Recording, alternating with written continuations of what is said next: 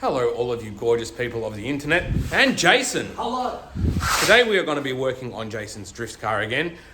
This thing absolutely blew our minds with how it went when we took it out to the previous drift event with the mods that we've done to it. The fact that it was able to basically hold its own in doing what it did, and credit's due to old mate here who hadn't ever drifted on a track before, short of doing some stuff on dirt roads in Mexico. So we're going to go through and basically just sort of improve on the current setup that the Falcon already has. So let's go through and show you what we're doing. So the first thing we're going to do is change these gauges. These gauges Jason had kicking around. They are, what brand are they? Savage gauges. And they had been sitting around for ages. We've put them in and they're just not really working too well. He's got an all pressure one on the left and a boost one on the right, which is just hooked up to vacuum. The all pressure one is really, really funky. It would show 90 PSI of all pressure one lap and then 6 PSI of all pressure the next lap. So either the engine's got really funky all pressure issues or the gauge is faulty. And the boost one is running 25 pounder boost at idle on an NA barra. So that's awesome. So basically what we're going to do is he's gone down to Super Cheap and grabbed himself a couple of gauges that were on special. So we're going to fit a SAS electric all pressure gauge, and we're also going to ditch the boost gauge and go a volts gauge just to sort of monitor battery voltage. A lot of high revs, spins the alternator a lot. These things are common for crapping alternators as well. So first things first, we might get it in, start pulling those gauges out, fitting the new ones. I'm not going to film too much of it because you've already seen how we wired up the other one. So let's get started on that. Rightio, just like that, gauges are done. They even light up.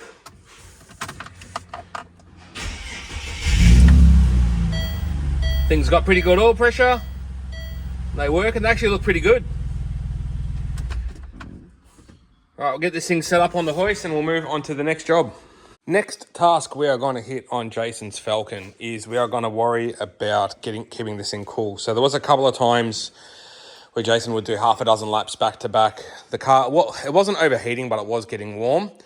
It is still running a full standard cooling system in this thing with the exception of a colder thermostat, but we have bypassed the heater, which loses a little bit of coolant volume as the heater was leaking. So we've jumped on the old Evil Bay and got an aluminium radiator. It's 30% thicker than standard and says that it will improve cooling by about 30%, so that's cheap. So we're going to get that installed, and we're also going to fit an automatic transmission cooler to this. So yes, this thing is still auto. Jason is umming and ahhing whether he wants the manual converter or not. Manual conversions are still stupidly expensive. So for now, at least for the next couple of events, it is going to stay auto. So we're going to put a big PWR transmission cooler on it. I actually had this here, so I told Jason you can just have it. So we're going to put that on, keep the transmission cool, put that on, keep the engine cool, and then we're going to have none of this engine heating, trans heating engine thing, because we're going to bypass it out of the radiator, the trans cooler out of the radiator, and just run that separately. So we'll get it up, we'll start draining stuff, start pulling things apart. Just about got the old radiator out, just got the transmission cooler fittings to undo. The fans are out, bottom cover's off. We've just pulled the grill off as well, having a bit of a suss, but we're going to mount the trans cooler. Obviously we've got a power steering cooler down there that we installed last time, so I don't know if we're going to need to move that or whatever. We'll figure it out together, internet. Out. You can see the thickness of this guy compared to this guy.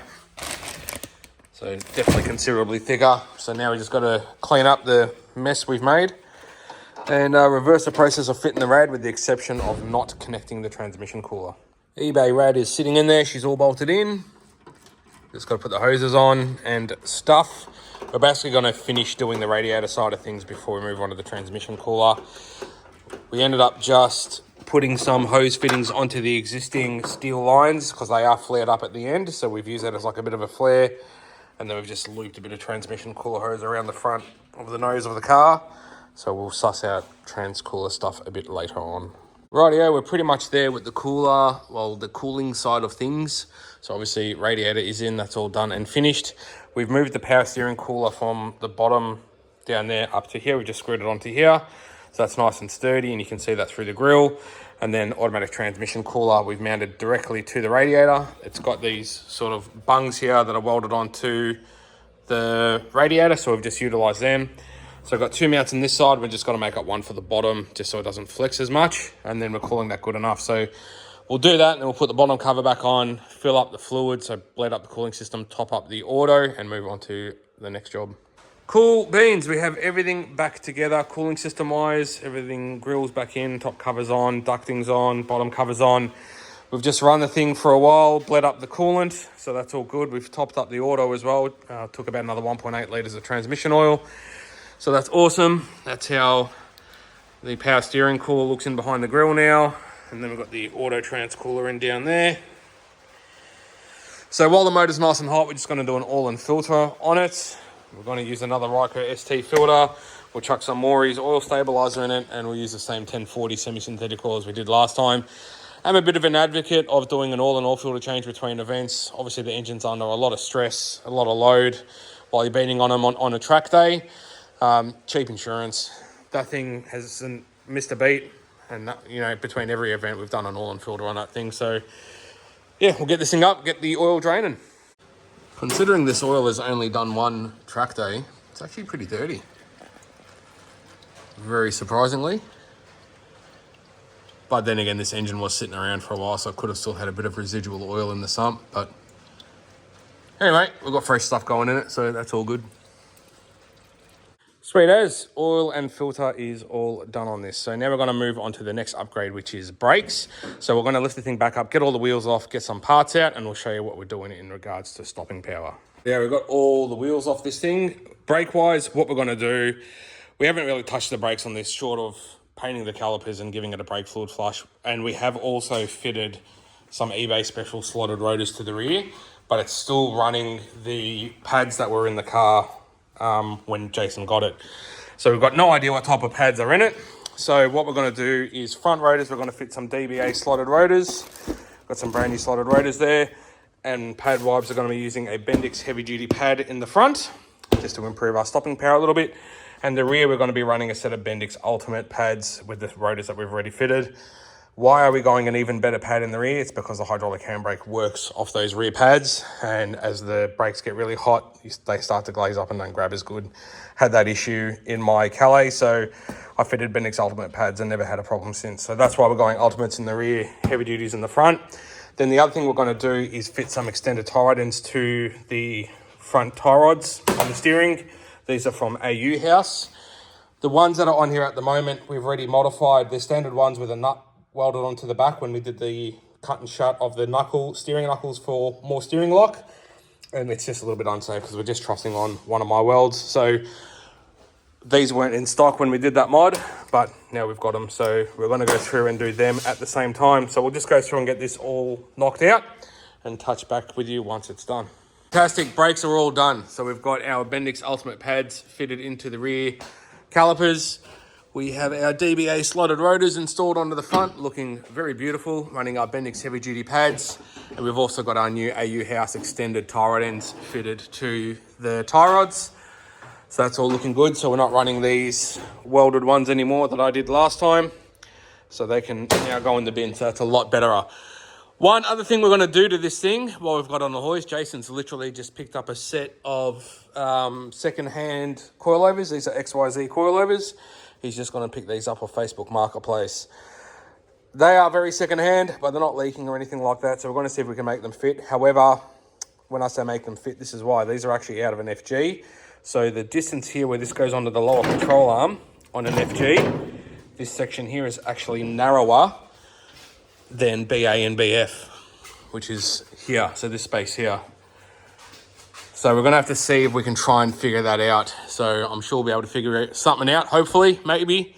But let's just get after it and see how we go. Finally give this thing the attitude it needs. As they say, if you want to increase the attitude, decrease the altitude. So let's see if we can get this thing low.